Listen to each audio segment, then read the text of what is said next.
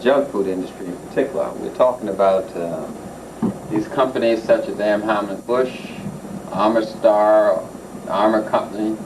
We're talking about Canada Dry, Carnation.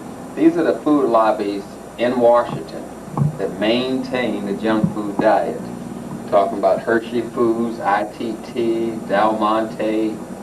As you can see, I'm going down the list. RJR Foods, 7-Up, American Corn Millers Association, the Whey Products Institute, the American Seed Trade Association, down here but number 28, Canned and Cooked Meat Importers Association, the Corn Refiners Association Incorporated, Food Processing Machinery and Suppliers Association, the Millers National Association, the National Association of Meat Purveyors. We're talking about a billion-dollar industry that is fueled at gauging you to think about your health and food differently. They want you to be separated from nature, and to do that separation they use something called junk food. They don't want you to eat the corn, they want you to eat the corn flakes. They don't want you to eat the potato, they want you to eat the potato chips. They try to put something in between you and nature so they can control you. And these are the companies, billion-dollar industries that are multinationals that control what you eat and how you eat. The Europeans basically control 80%, over 80% of the good cultivatable land in the world.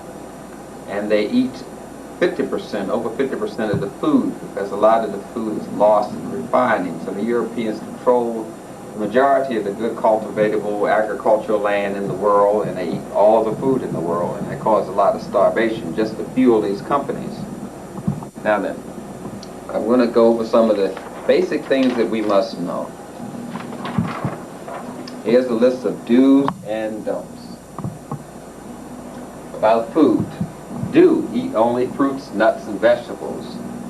Eat uncooked food as much as possible. Living food. Diet is ideal. Learn the proper rules of food combining for easy digestion. We're going to go over those rules. Eat foods at room temperature. You don't want them too hot. You don't want them too cold. If they're hot, your body has to cool them down to 98.6. If they're cold, your body has to heat them up to 98.6. So you lose a lot of energy when you eat it hot and cold. You want it at room temperature. Chew thoroughly. That's masticate your food. Chew it. Cut it up with your teeth. Digestion begins in the mouth. Eat foods in their whole form, with skins on when edible, such as apples and pears, if they're organically grown. You want to eat the whole food, the inside, the core, the entire plant. You can eat the skins of plants if they're organic, such as watermelons. Make your meals look attractive. Have a variety of colors. Avoid a product that is wilted. If the leaves are kind of wilted, that means it's lost its vitamin content and its nutrient content. Eat only when you're relaxed. Don't eat when you're angry. Don't eat when you're upset. Don't eat when you're worried. Eat when you're relaxed. And eat raw food as much as possible. Only raw food. And eat only when you're hungry. Don't eat because you're happy. Eat because you're sad. Eat because you're worried. Eat because you're stressed. Eat when you're hungry. Don't cook your food in any way, especially with aluminum, because that metal's too soft and it gets in your food. If you can't eat an item as nature delivers it, you shouldn't be eating it, really. So don't overeat. When you feel as though you're half, almost full, stop eating. Don't wait until you're full to stop. When you almost think you're full, stop eating. Eat. Don't eat when you're in pain, emotionally upset, tired, or immediately after hard work or exercise or after sex. You won't metabolize your food properly. Season your foods? No. If you put salt on it, it alters the nutrient content. If you put sugar on it, it alters the nutrient content. You want to eat the food as bland as possible. Eat foods that are strong tasting. Don't eat them. Such as onions and garlic and radishes. You want to eat them in a separate kind of dish altogether, but you don't want to mix them with your food because that alters the taste of the food. Physical activity. We're down to physical activity. Now this part. Do involve all parts of your body when you're exercising. So we have some kind of illusion that if we have fat on our arm and we exercise our arm, that causes the fat on your arm to go away. But the fat is lost when your whole body exercises, not by exercising a particular part or organ that has the fat. Exercise vigorously enough to cause a heavy breathing, unless it's contraindicated by your health. You want to do at least 15 minutes to a half an hour exercise every day. Make vigorous use of your muscles, preferably against resistance. Exercise in the fresh air as much as you can, or with windows open when you're indoors. And don't exercise to the point of exhaustion. And we're down here at the don'ts. Don't deep breathe without being active at the same time. Don't exercise immediately after following the meal, as I mentioned before, or sex or exercise. Prolonged muscular contractions beyond a few seconds, you don't want to do that, because that causes waste to accumulate in the system. Now those are some of the do's and don'ts about food. Now let's go over some of the do's and don'ts about your posture. Now we're about your posture. Here's what you want to do. You want to sit erect at all times. Even if you're sitting on the toilet, sit erect. Keep your head straight up while standing or sitting or walking. That goes for sitting on the toilet as well. Keep work or reading material toward you instead of moving toward it when engaged in sedentary activity while you're sitting. Do cease activity sometime during the day by sitting or preferably laying down. In other words, you want to stop the blood from pooling in your feet, so you want to change your position so the blood won't pool in one spot in your body. Close your eyes during the day so you can rest them, so that the color can reaccumulate in the cones, which absorbs colors for you. Do shut out light in the room as well as sound if possible. You should rest when you're tired. If you have only a few minutes to rest, it's valuable. 10 minutes is better, 30 minutes to an hour is best, but do rest. Don't read or watch television while resting, because that way your brain is awake and you're not resting. You should be at least 1 foot from the television for each inch of television screen. 21-inch screen, 21 feet. You should be away from the screen because of the radiation toxicity. Sleep, you don't want to sleep with a clock or a light going on, because the 60 cycles per second that it generates cause overstimulation and radiation toxicity in your body. But you should go to bed early, select a dark, quiet, and well-ventilated room. Maintain a comfortable temperature in the room. You don't want it too hot, you don't want it too cold. Practice a few moments of mental and physical quiet before resting. In other words, get your body into a resting state. You should gradually go into it. Don't eat an extra meal before retiring. You have to wait at least 4 hours for your stomach to empty before going to bed. So if you're going to bed around midnight, you should have your last meal no later than 8 o'clock. Other than that, you should basically stop eating around 6 o'clock. That's some of the do's and don'ts for posture, sleep. Let's go over some of the do's and don'ts for clothing. Clothing. Do buy clothes that are porous, such as cotton. You want to use things that are made out of live plants, such as the cotton. The synthetic clothes stops your skin from breathing. The nylons and all those kind of plastics and glass substances stops your skin from breathing. You don't want to wear tight clothing either, by the way. You want your clothes to be loose. Don't wear constricting clothing. We're down to this section, such as girdles or tight belts or jockey underwear. It stops your testicles, especially in men, from going up and down, so you can't regulate the temperature of your sperm. And tight panties also cause the vagina not to get enough air, and it may cause a yeast infection or vaginitis, so you want to wear loose fitting clothes. Clothing made of synthetics, if you can help it, you don't want to do that. Expressions of your emotions. Now, emotions can play against you. Find something about which to be happy every day. You want to look inside of yourself, inside of your culture, and find a way to utilize your culture to help you define what happiness is. Feed your emotions daily with good thoughts. We call those affirmations, pleasant sights and sounds, kind words, kindly touch, good deeds. We're talking about the laws of Ma'at for African people. And you want to couple negative emotions such as fear, grief, or anger with physical activity. In other words, when you have fear or grief or anger, or these kind of emotions, you want to use them in a positive form, to exercise, or to read, or to write, or to study. These emotions are good, you just have to use them in a positive form. And we've been taught not to use fear, grief, and anger because we may direct them at white people, and they don't want us to do that. So they call these emotions negative, when actually they have positive uses for African people and people all over the world of color. Keep negative emotions at a minimum. That's self-hatred and denial and racism. The way to do that is to use, as we mentioned before, ma'at, and use your culture to help you define yourself and help you to understand a better relationship with yourself and nature. And have a zest for living. Pursue some constructive, objective hobby or some activity to help you utilize the positive part of your personality. Engage in some activity which gives you fulfillment. That will be something that benefits you, your community, your culture. The air, get as much fresh air as possible. Allow ventilation to the maximum extent when indoors, if possible. In other words, open the window, open the door, and get in some fresh air if possible. Walking on the streets which have less motor vehicle traffic, because that way you will be avoiding all that gas and fumes that comes from cars and automobiles. Ensure that the indoor air is free from contaminants such as sprays of all kinds and circulating dust that sometimes occurs when vacuuming. You get all of this, most of the dust that you see in air is the skin anyway, it's flakes from the skin. And all this can cause a lot of accumulation of waste in your system, especially with the synthetic sprays. Don't breathe through your mouth. Breathe through your nose, because that warms the air before it gets to the lungs.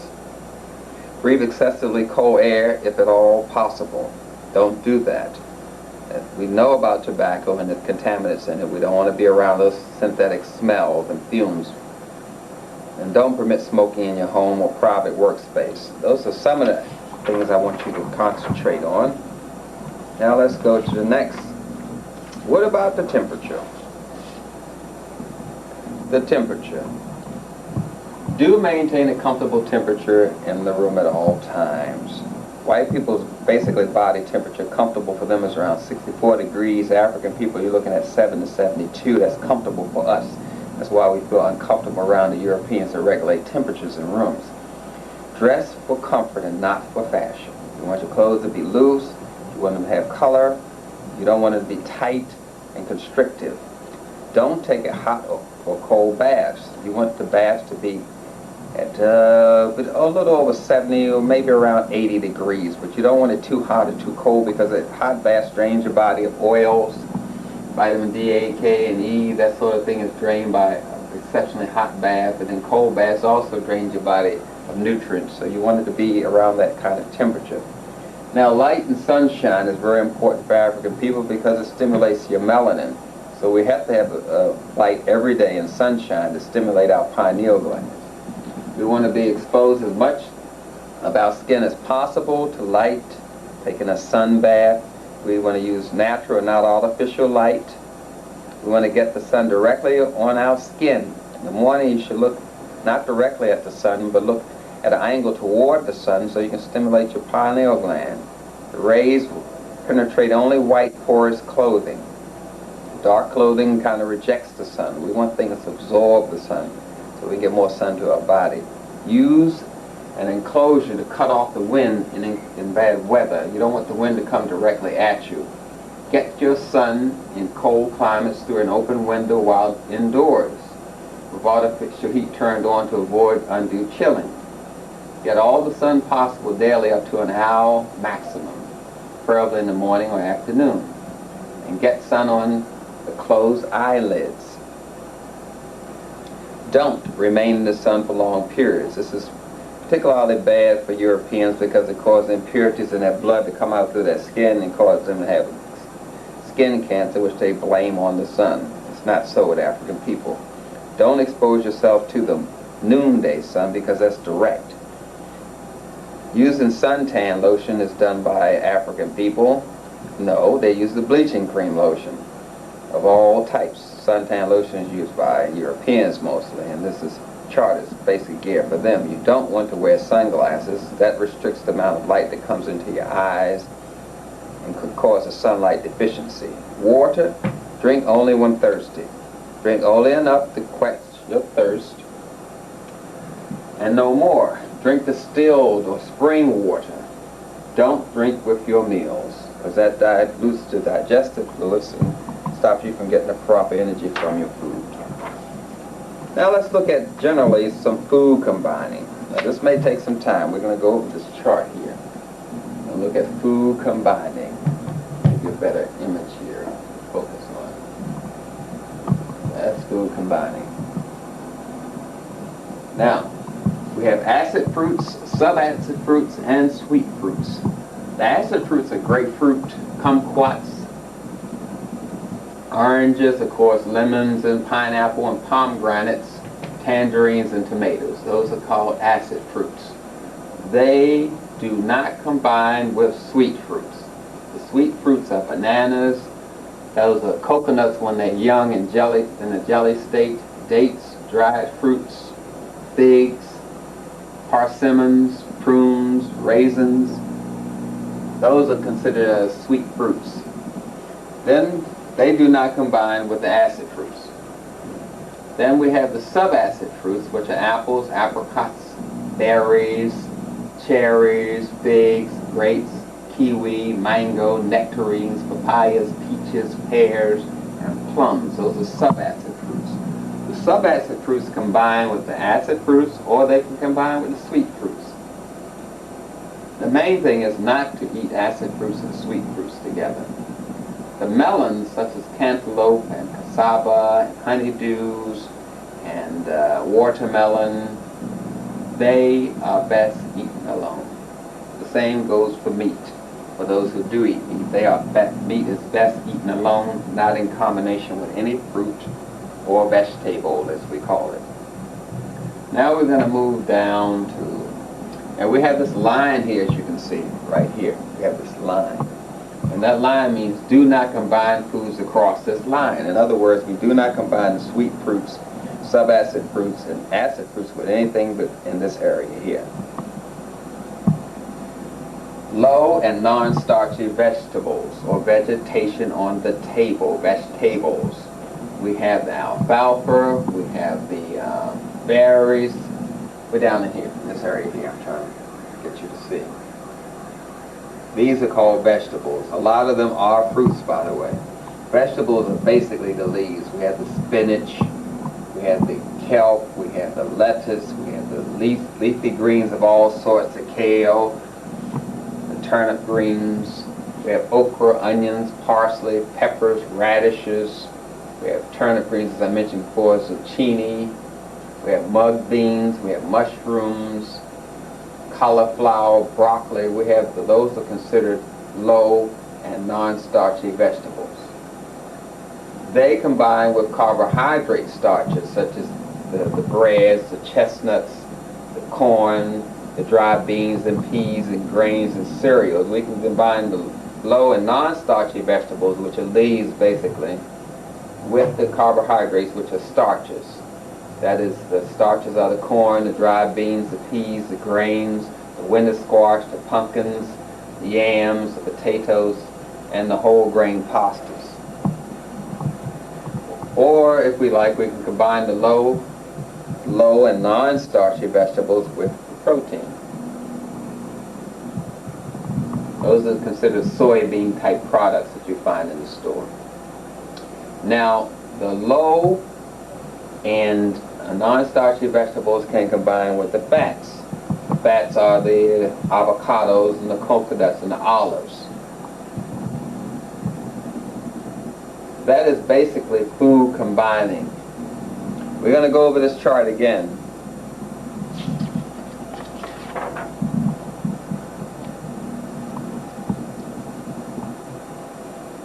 Key with the food combining, it makes digestion easier.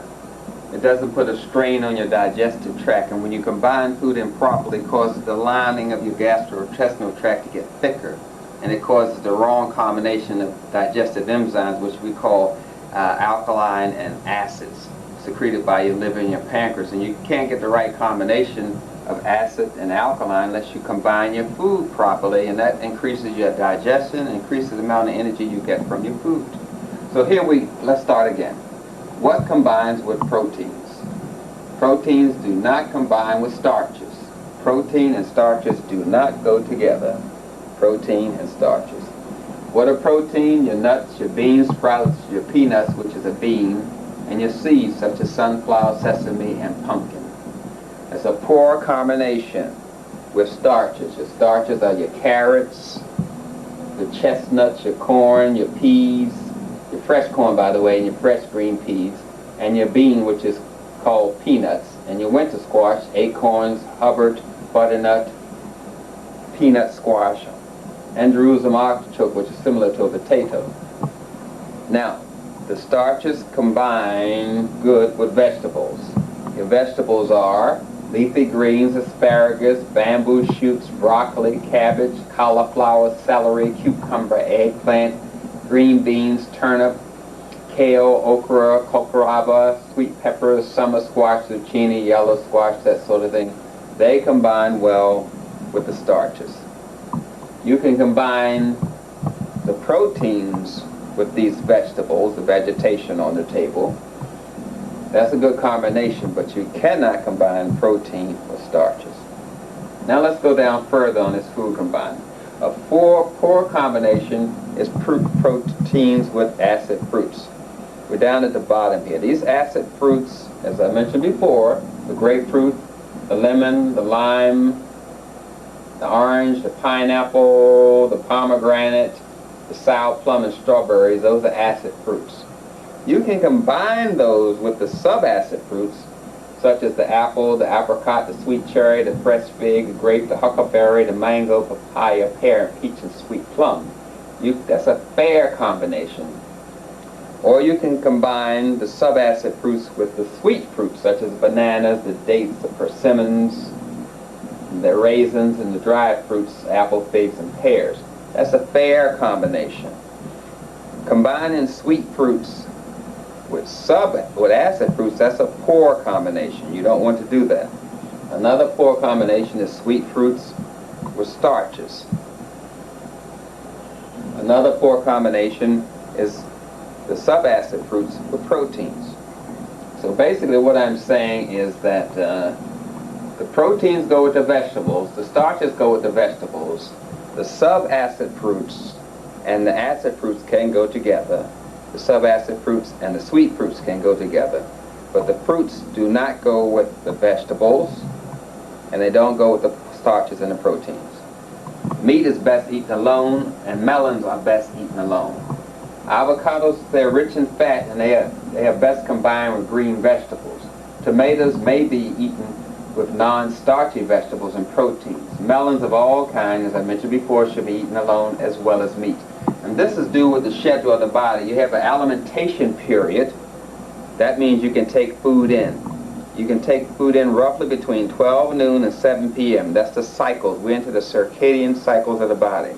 You can take food in alimentation period from 12 noon to 7 p.m. That's the ideal time to eat.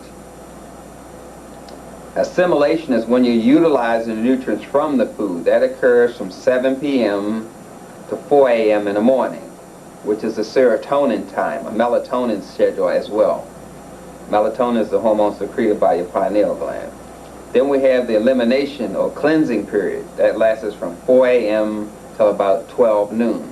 So you should eat cleansing type of foods in the morning, such as your sweet fruits, your subacid fruits, and your acid fruits. They're cleansing. And then you should eat your heaviest meal at lunchtime, which will be your protein and your starches, which is a poor combination, as I mentioned before. People tend to do that. But you want to eat your protein and your vegetables around lunchtime, because that gives you a lot of time to process it, to get it out of your system. In other words, dinner should be lunchtime. And that's just a review of that food combining as I went over before, because it's rather hard to do. People are in the habit of eating certain ways. But we are about breaking habits and starting new habits. We don't want to drink and eat at the same time. We don't want to do that, as I mentioned before. Mostly because the liquid dilutes the digestive fluids in your body, and causes you not to get the proper amount of energy from your food. Aside from that, it has something called caffeine in it. Caffeine is a chemical, a drug that's addicting. It causes the digestive process to be slowed down or retarded. And caffeine is put in a lot of soft drinks, as you can see, the colas, Pepsi, Coke, Tab, Royal Crown, Dr. Pepper. They have a lot of caffeine in them to make them addicting. Mountain Dew, the soft drinks, ginger ale, Coke caffeine free, has caffeine, none in it, as you can see.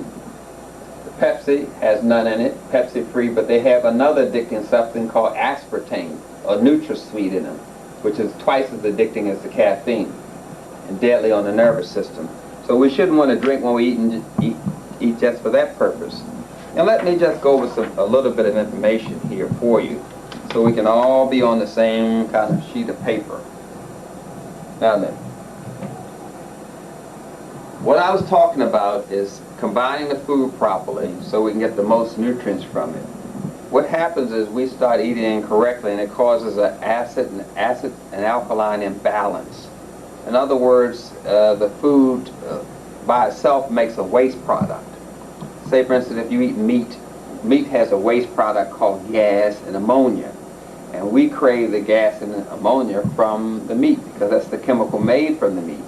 When you eat refined carbohydrates, that's bleached white flour, white sugar is another refined carbohydrate, the white rice, and the white grits, things of that sort, it has a waste byproduct called vinegar and sugar. And we are taught to crave the waste byproducts from the digestive process. And the waste causes an increase of serotonin to be released and causes your sympathetic nervous system to work extra hard. It also increases your circulation and increases your white blood cell count, by the way. These waste byproducts that we are taught to eat, which is high in our food.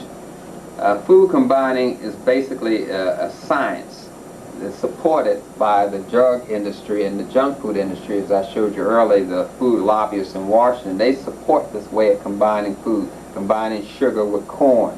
That's an illogical combination. It causes digestive problems and constipation. Basically, if you see the word ingredients on the label, you shouldn't eat it. The only thing should be on the label is if you're eating corn, it should be ingredient whole corn. But if you see a list of ingredients on it, you shouldn't eat it. The ingredients are mostly chemicals, and these chemicals cause a high white blood cell count in your body, and it causes a lot of irritation inside of your body.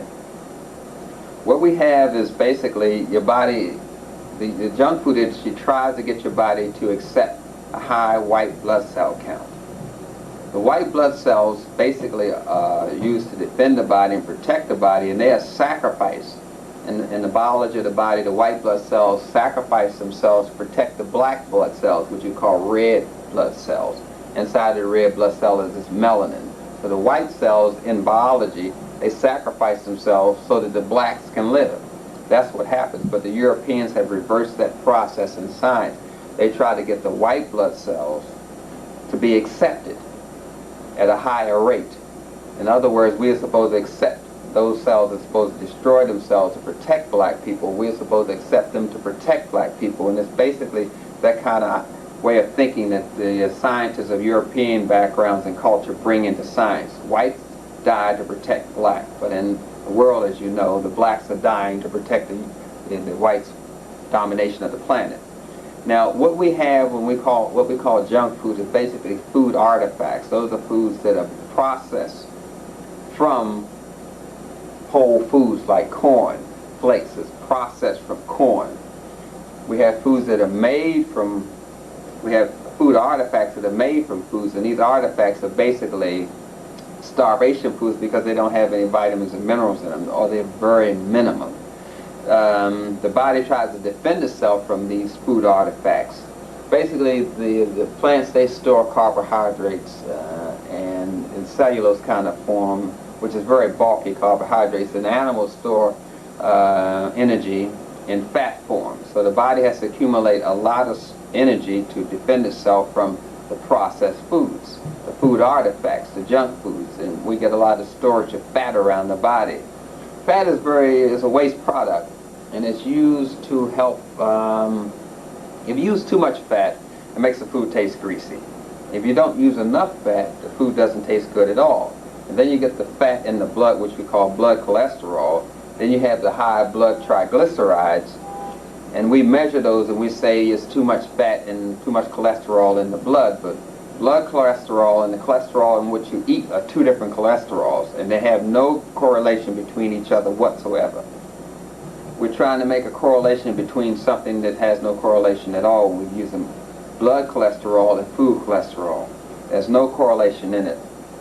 And then we get into the science of eating polyunsaturated fats. That's supposed to stop you from having a heart attack, but the heart attack rate has increased along with the increase of people consuming polyunsaturated fats. There's not any correlation between blood cholesterol and food cholesterol, but they try to make this correlation so they can sell the junk food. And of course, this is a theory, and we have a lot of theories in European science. A theory is basically a hypothesis or a best guess based on the scientist's observation of something.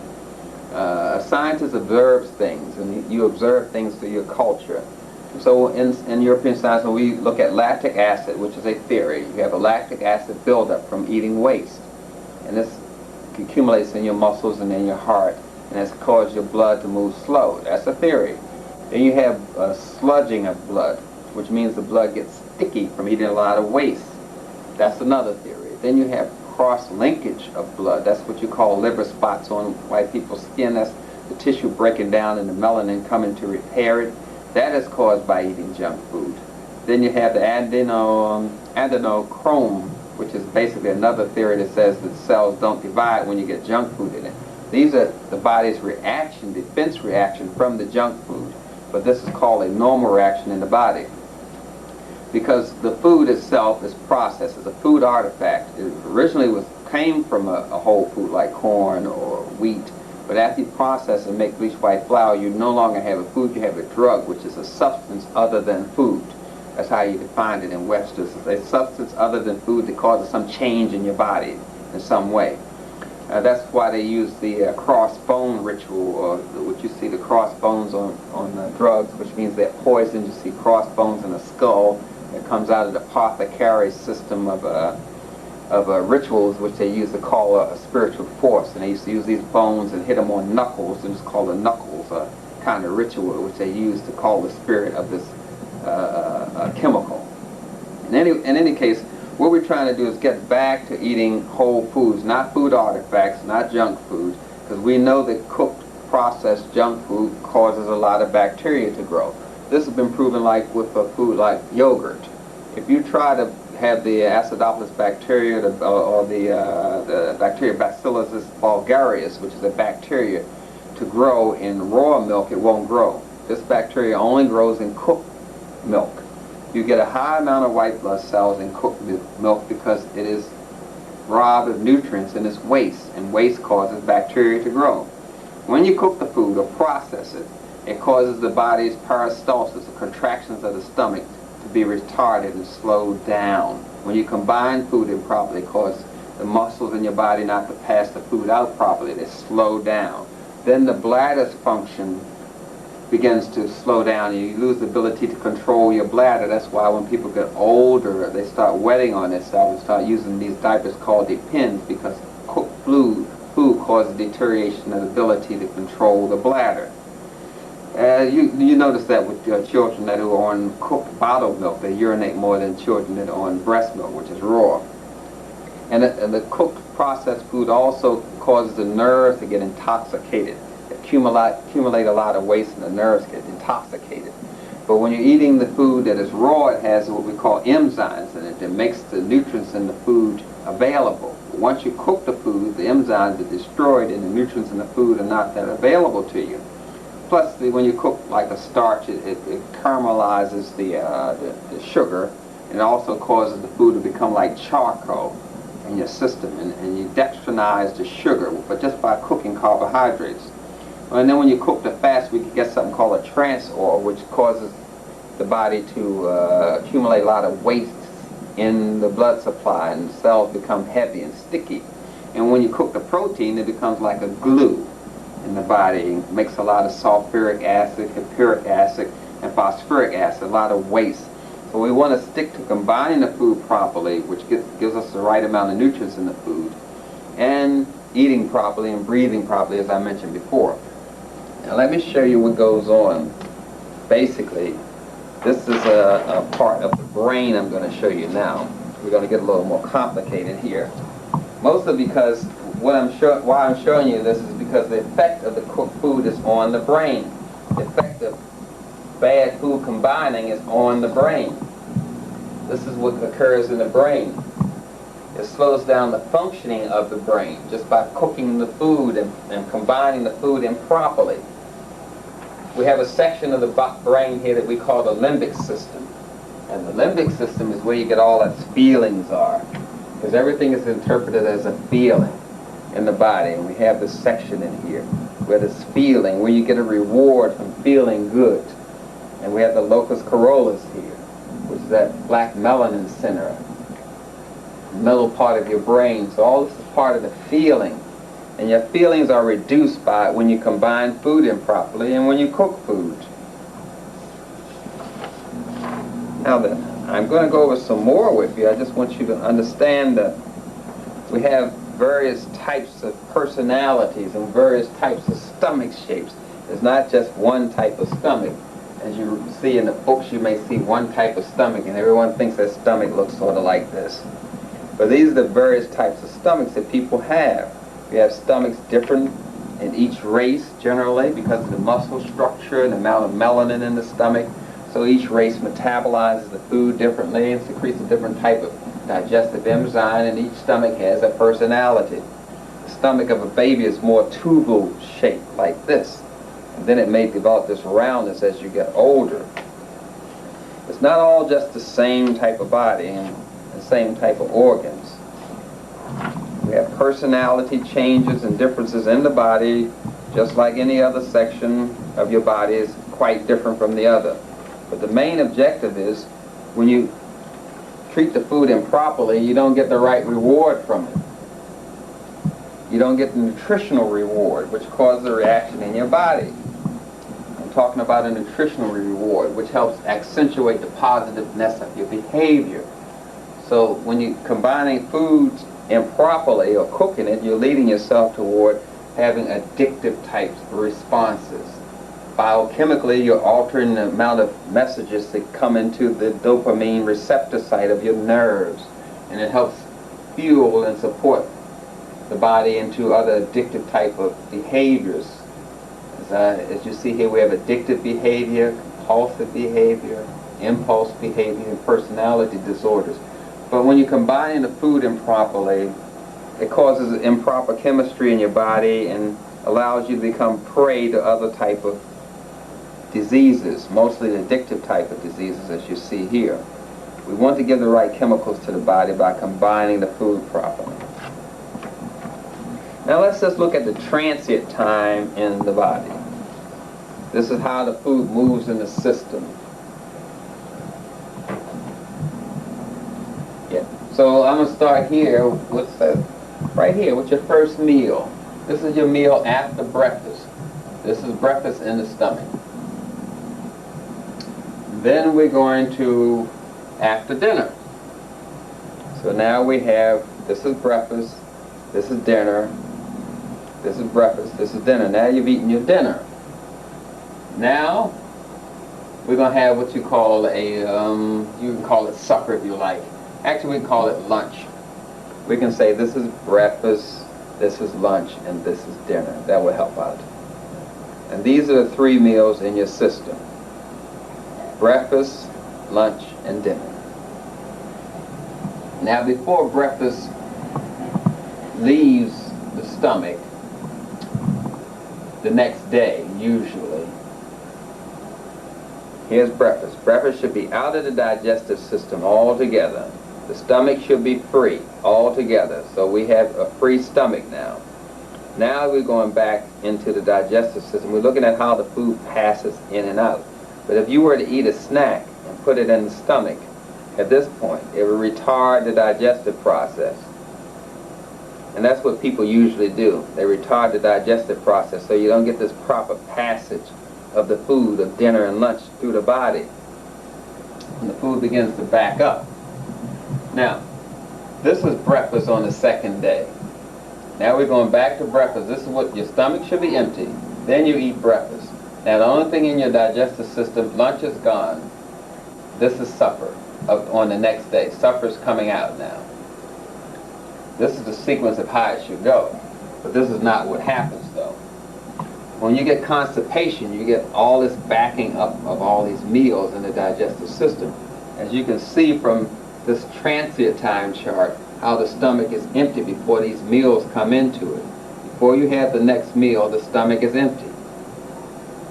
And the meals are allowed to pass out in the right transient time. But when you eat in between meals, you get this backing up kind of process. And when the food backs up, it causes irritation of the digestive tract, in which we call colitis. And then the muscles can't contract properly, and they begin to collapse upon each other. And then you get this kind of ballooning out. All these meals are backed up in the system. Collapsing of the colon and small intestines. And this is a disease condition because people are eating snacks in between meals, and then the weight here causes the transverse colon to prolapse, so it falls. All this occurs because of wrong food combining, eating in between meals, and eating things that retard the digestive process altogether. Now, what are some of the things that retard the digestive process? As I mentioned before, they are wastes. Now we go into the waste that retards digestive process. We go into soy sauce, salt, white sugar, cider vinegar or straight vinegar, milk, cheese, artificial colors and flavorings are basically drugs that retard the digestive process. Sodas. Even people that have fruit juice soda, they're still drinking that carbon. And the carbon deprives the brain of oxygen and slows down the digestive process. Then you have 3 drugs in chocolate, which are stimulants to the sexual system. And they also retard the digestive process because they revert the energy to the wrong section of the body. Then you have colored butter, which is grease and slows down the digestive process, along with dyes to slow down digestion. Then people get indigestion, as they call it. The body's trying to keep up with all this waste, and they take an antacid which stops the digestive enzymes from breaking down the waste. And this also retards and constipates the system. Then you have processed meat, which can be any combination from the skin of the animal, to the teeth, to the bones, to fat, to mixed fats, to waste meat, contaminated meat, which slows down the digestive process. Then you get mustard, which is an irritant and slows down digestion. And pork and pickles, which is a vinegar, and preservatives, which are retardants, which retards the digestive process. So these are some of the things that people take into their body that stops digestion altogether or slows it down. Now I'm going to show you some food that does not combine well, as I mentioned before.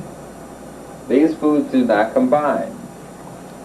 Milk, as taken by a baby calf, is not combined with anything. Milk is eaten by itself in nature. Meat eaters, lions, tigers, wolves, when they eat meat, they eat meat. They don't stop eating the meat and eat some vegetables. They eat the meat. Meat does not go with anything, so it should not be eaten with anything. This oil here, oil does not go with anything. If you put the oil on the food, it stops the digestive enzyme from getting to the food. The milk, the meat, and the oil do not go with anything on this table. And they do not combine well with anything. Then we have this gold medal enriched flour, which is a starvation food, a processed food, which makes it a drug in itself. And it does not go well with anything. Drugs do not combine with anything. They're synthetics, and synthetics do not combine. All of those foods, if they are eaten, should be eaten alone.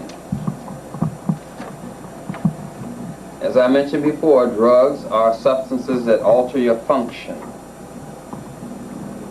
Now, if you want to recover from these drugs, these synthetic foods, there's some basic nutrients that you have to have, just to have the nutritional foundation to recover from eating the wrong combinations in junk food.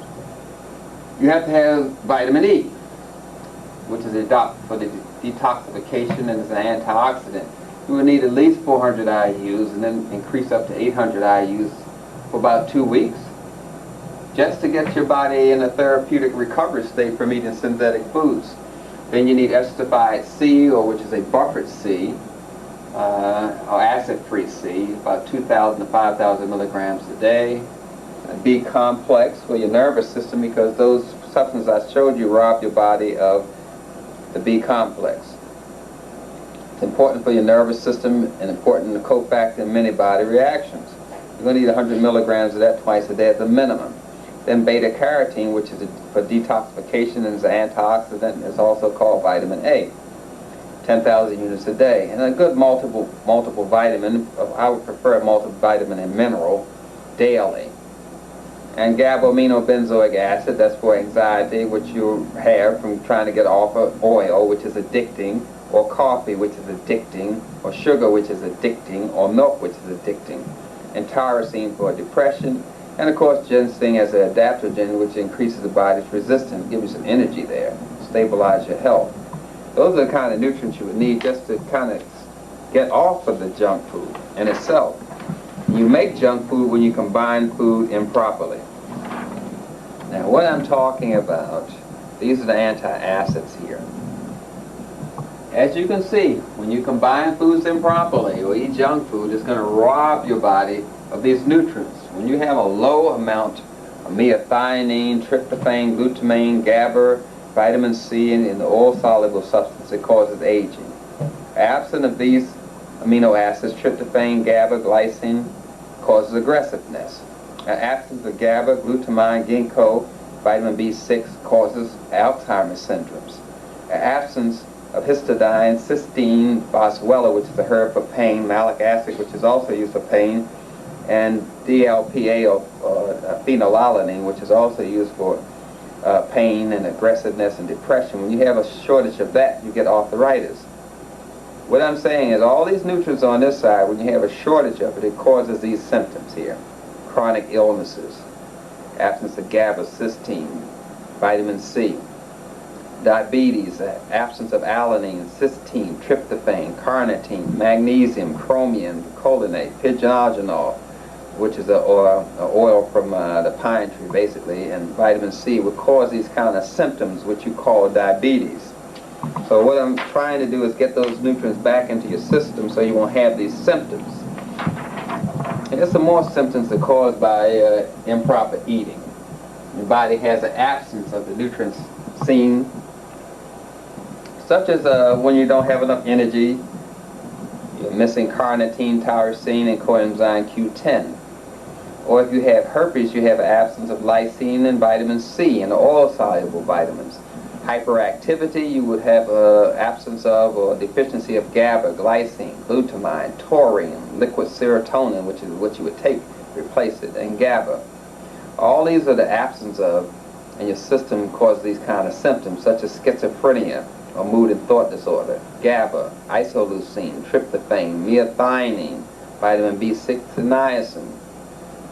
And of course, when people have problems controlling their weight, they have absence of phenylalanine, GABA, tyrosine, and of course tryptophan, or bananas, as you would say, is a good substance for that. Those are some of the conditions that are caused when a person has an absence of the nutrients from either food, combining their food improperly, or eating excessive amounts of junk food. As I mentioned before, you have these white blood cells, and their main job is to protect the black blood cells, which you call red blood cells. The white blood cells sacrifice themselves to protect the black blood cells, that black center in the red blood cells, which causes the color red. You want to get rid of these animals on your table. The cow, the pig, the sheep, the bird, all of these animals should not be on your table. You want to get rid of this processed bleached white flour. You want to eat whole, this is the bleached white flour bread right here. You want to eat the whole wheat bread. This is what you want to have in your diet. Chase those animals off your table.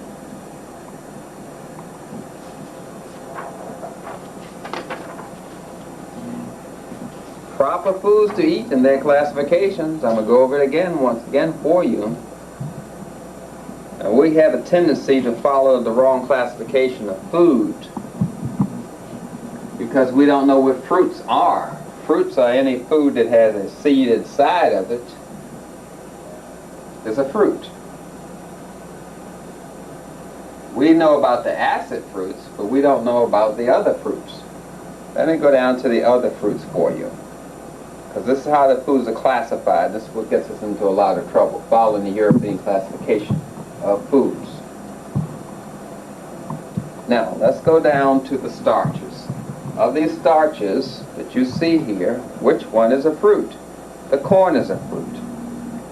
Peas are fruit. Pumpkin is fruit. Yam is a sprout. Peanuts are in the fruit family. We have the wrong classification of foods, so we get kind of distorted as to what they really are. Broccoli is a fruit. Cauliflower is a fruit. Cucumber is a fruit. Broccoli is a fruit. Lettuce is a fruiting part of the lettuce plant. We have the wrong classification of food, and that's probably what gets us into a lot of trouble. Now, let me go to some of the things that may irritate your body when you eat them. Herbs and spices that you know your condiments. These are the herbs and spices. Irritating, stimulating, and harmful are pepper, chili pepper, horseradish, and mustard. They are irritants. They irritate the body, and they were used to speed up digestion, especially if you have to eat meat. You're going to irritate your colon so you can speed up the transit time of the meat. Strongly aromatic and irritating are cloves and ginger and paprika. Slightly irritating is allspice, anise, cassia, cinnamon, cumin seed, mace, and nutmeg. Those are slightly irritating. Then we have sweet herbs not irritating. Bay leaf, caraway seed, dill seed, fennel seeds, garlic, marjoram, celery, salt. The salt in the celery, not a new salt added to it, mine salt. I'm talking about naturally salty taste of celery. Chives, mint, onion, oregano, parsley, peppermint, saffron, sage, spearmint, thyme, turmeric, and wintergreen. They are not irritating. Ingredients in mixed spices. In the mixed spices you have these kind of ingredients. Poultry seasoning. You have curry in it. You have a lot of irritants in these mixed spices. The spices were used to speed up digestion, and they irritate the system and retard digestion. So what we're trying to do is get back to the healthy foods and combine them properly. The starches, especially the refined carbohydrates, they cause a lot of mucus, lactic acid, sludging, cross-linkage of cells, and stickiness of cells, and waste to accumulate in the system. We have the meat. All living creatures, when you cook it, it produces glue in your system. You have the starches, which is dextrinized and caramelized and charcoal type waste products are made from refining. The dairy products, which turns into a casein type glue, along with eggs and butter. And the refined carbohydrates known as sugar, irritants, and honey that's put in there by the bee to preserve it. The artificial syrups or sweeteners such as corn syrup, which is a white sugar, and the condiments such as salt, which dehydrates and also accumulates waste in the body. The black and white pepper and acetic acid. What I'm trying to get focused on is the healthy fruits down the bottom here. The vegetables are all green leafy vegetables. So we went over before in the food combining chart. We want to get to the fruits. Remember, I went over the fruits for you under these vegetables before and pointed out to you which ones were fruits. The okra is a fruit, zucchini is a fruit, broccoli is a fruit, beans and peas are fruits, Cucumber is a fruit. They just have all these things. String beans are a fruit. The Europeans just classify green fruits as vegetables. You have to understand the difference there so we can combine food properly. Sea vegetables, some people like to eat those kelp in place of salt. Down here under sea vegetables, a lot of folks will use the kelp in the place of salt to get off of the salt. Agar is usually used just as a thickening agent in food. And the natural grains of maca, quinoa, spelt, kamut, wild rice.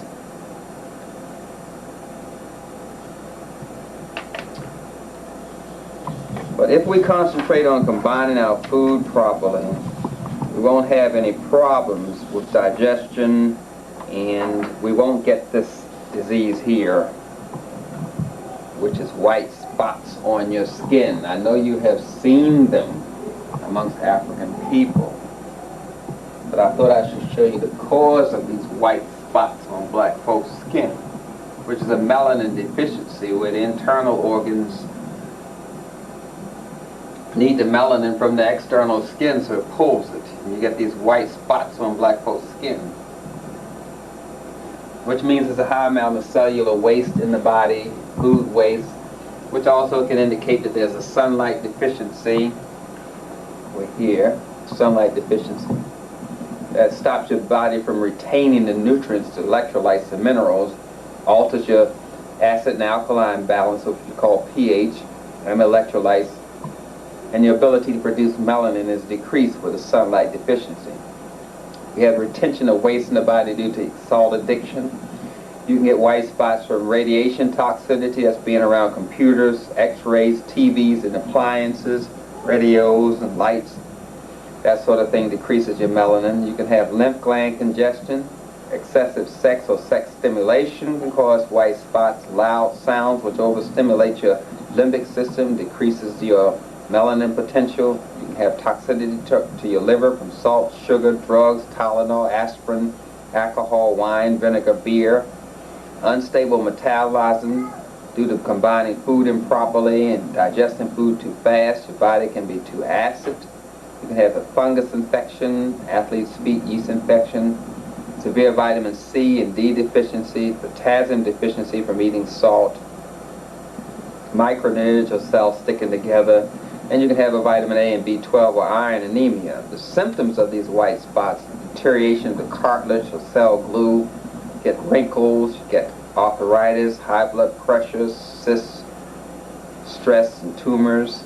One of the symptoms that you're going to get some white spots if you don't already have them: cracking, ridged or splitting fingernails, waste in the uterus or waste in the prostate, which we call fibroids or prostate disease, menstruation problems, mood and thought problems, urine can be alkaline and saliva alkaline, and the micronutrient cells.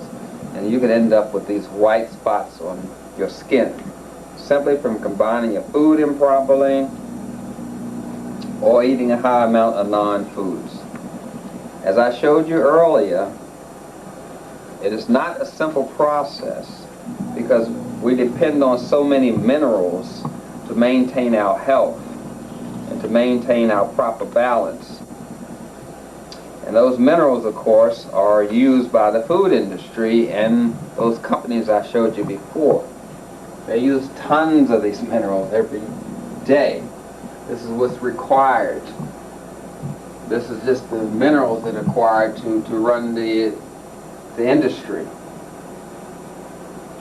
Petroleum, all of this is generated from the ownership of African land. The food industry depends on that money that they get from you buying junk food to maintain their control over the mineral content. But I want to go over this one more time so you can have it rather clear, so we'll all be straight.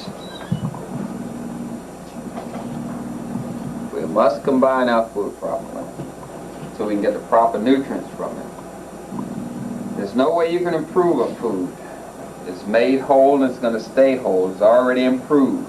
The synthetic foods, you find a new type of Wheaties, a new type of cornflakes, you find a new type of new improved Tylenol. These are drug substances. and they always can be improved, but you can't improve an apple. You cannot improve golden seal. There's no research, there's no way you can improve these things. They're made whole, and so they're fundamentally in the proper state for us to eat them. But when we start eating these acid foods, combining food improperly, such as your body getting acid, it's a symptom of serotonin deficiency, accumulation of fat. You can have a craving or hunger when your body stays acid, so you want to be alkaline or in a melatonin kind of state, which decreases the fat content of your cells and also decreases your craving. What I focus on is food combining and trying to stay away from those illogical combinations such as meat and potatoes, or a hamburger, which is starch and protein, which are illogical and cause a lot of problems in our system. Food combining, that's one of the keys to health. One of the keys to us retaining our health and being in a better state to further our cause nutritionally and mentally and physically.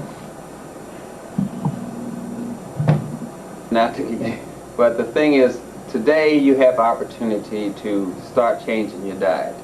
They have a lot of crossover foods in the health food store. We have the soy meat, the soy burger, the soy sausage, the soy steak, the soy cheese, the soy ice cream, the rice ice cream, the almond milk, the rice milk, the soy milk. All of these are the kind of foods you may need to cross over so you can start working your way into combining food properly. But the first thing to do is just to get away from that junk food and start getting into those soy products, the soy meat, the soy sausage, the soy burger, the soy cheese, the soy frankfurters, hot dogs, bacon, anything you can think of. They already have substitutes for you, so there's no reason for you to just be trying to figure all of this out. First, get away from the junk food and start getting into the soy products, the rice milk, the almond milk, the oat milk, the soy milk, and start steaming your vegetables instead of boiling them in water. Start eating fresh fruit as much as possible and fresh salads, and generally getting away from the salt and going to sea salt, to kelp, and getting away from white sugar, going from white sugar to honey, and from honey to rice syrup or barley syrup, and getting away from that and going to stevia, which is a sweet leaf. So we want to make a gradual transition. If you haven't thought about food combining, know that you cannot fry your food. That's illogical. Oil doesn't combine with anything. Milk doesn't combine with anything, as I showed you earlier. Know those things and start getting in the habit of using the substitutes. Going to the soy meats of all types, and the soy cheese of all types, and the other kind of milk, the rice milk, the almond milk, oat milk, and soy milks of all types, so that you can start getting into food combining properly by eating the proper foods. And we know that the soybean is in the fruit family, by the way. So we're trying to get that way. Move slowly and you'll make it. Food combining is the key, but let's move slowly on it. Thank you.